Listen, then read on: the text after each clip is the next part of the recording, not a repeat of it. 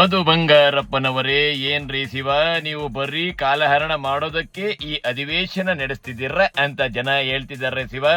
ಇದಕ್ಕೆ ನಿಮ್ಮ ಉತ್ತರ ಏನು? ಇಲ್ಲ, ಕಾಲಹರಣ ನಾವು ಮಾಡೋದಕ್ಕೇನು ಬಂದಿಲ್ಲ. ಮೂಳೆ ಇಲ್ಲದ ನಾಲಿಗೆ ಸರಿ ಇಲ್ಲ. ಸಿ.ಟಿ. ರವಿ ಅವರೇ, ನೀವು ಈ ಚಳಿಗಾಲದ ಅಧಿವೇಶನಕ್ಕೂ ಬರೋದಕ್ಕೂ ಮುನ್ನ ಏನೆಲ್ಲ ಸಾಧನೆ ಮಾಡಿದ್ದೀರ ಅಂತ ಹೇಳಿ ಶಿವ. ನಾವು ಕಳೆದ 27-28 ರಾಜ್ಯದ ಉದ್ದಗಲಕ್ಕೆ ಹೋರಾಟ ಮಾಡಿದ್ದೇವೆ. 1ನೇ ತಾರೀಕಿನಿಂದ ಜಿಲ್ಲಾ ಕೇಂದ್ರದಲ್ಲಿ ಹೋರಾಟ ಮಾಡಿದ್ದೇವೆ ರೈತರ ಸಮಸ್ಯೆ ಕುರಿತಾಗಿ. ನೀವೇನೇ ಹೋರಾಟ ಮಾಡಿದ್ರು ನಿಮ್ಮ ಹೋರಾಟದಿಂದ ನಮ್ಮ ರೈತರಿಗೆ ತಿಪ್ಪೆನಲ್ಲಿ ಬೆಳೆದಿರೋ ಸಿಂಗಲ್ ಮಶ್ರೂಮ್ ಕೂಡ ಸಿಗ್ತಿಲ್ಲ ಶಿವ.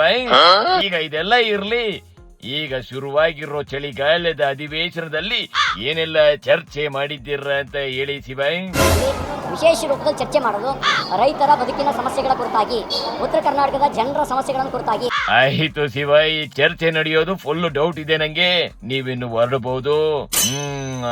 ಅಶೋಕ್ ರವರೇ, ಬೆಳಗಾವಿಯಲ್ಲಿ ಅಧಿವೇಶನ ನಡೀತಿರೋದು ಯಾಕೆ ಅಂತ ಏನಾದ್ರೂ ಗೊತ್ತಾ ಶಿವ ನಿಮ್ಗೆ?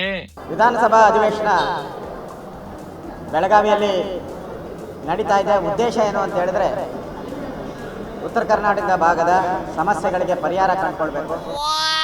ಬೆಂಗಳೂರು ರಸ್ತೆಗಳ ಗುಂಡಿ ಸಮಸ್ಯೆಗೆ ಉತ್ತರನ ಕಂಡುಕಣಕ್ಕಾಗ್ಲಿಲ್ಲ ನಿಮ್ ಕೈಲಿ, ಅಂತದ್ರಲ್ಲಿ ಉತ್ತರ ಕರ್ನಾಟಕದ ಸಮಸ್ಯೆಗಳಿಗೆ ಅದ್ ಹೆಂಗೆ ಉತ್ತರ ಕಂಡುಕಂತೀರ ಅಂತ.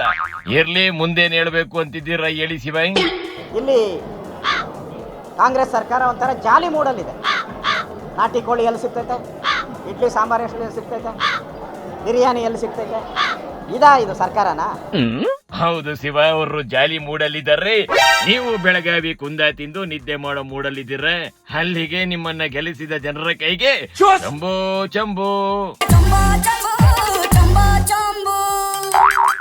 ಶಿವ. ವಿಜಯೇಂದ್ರ ಅವರೇ, ಈ ಅಧಿವೇಶನದಲ್ಲಿ ನಿಮ್ಮ ವಿಜಯ ಯಾತ್ರೆ ಏನು ಅಂತ ಹೇಳಿ ಶಿವ.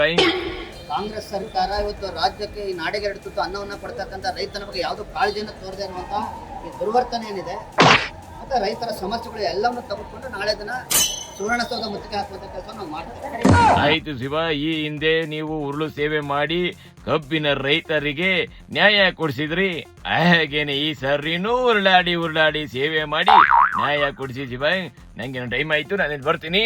ಶಿವನಿ ಶಂಭುಲಿಂಗ.